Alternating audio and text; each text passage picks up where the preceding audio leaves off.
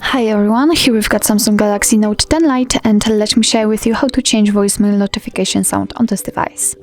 So first of all, let's open the dialer and tap on this three dots icon in the right upper corner.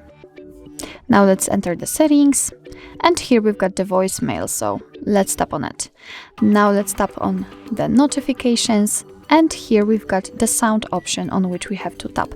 It is very important that if you will have obviously the silent option, then we won't have the sound. So just make sure that you've got the alert set and tap on sound. And here we've got the full list of all available sounds from which we can choose.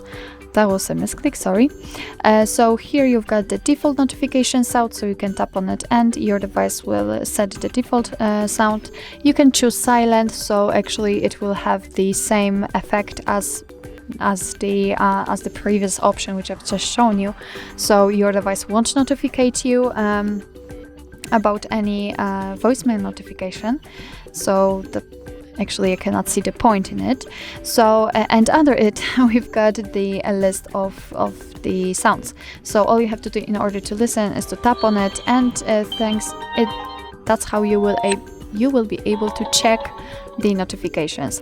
So if you are happy with your choice, if you want to set, for example, in my case, Luna as your sound, just go back. Just make sure that it is marked and go back.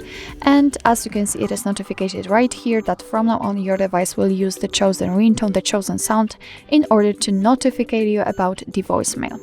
So actually that's all. This is how to change the voicemail notification sounds in your Samsung Galaxy Note 10 Lite. Thank you so much for watching. I hope that this video was helpful, and if it was, please hit the subscribe button and leave the thumbs up.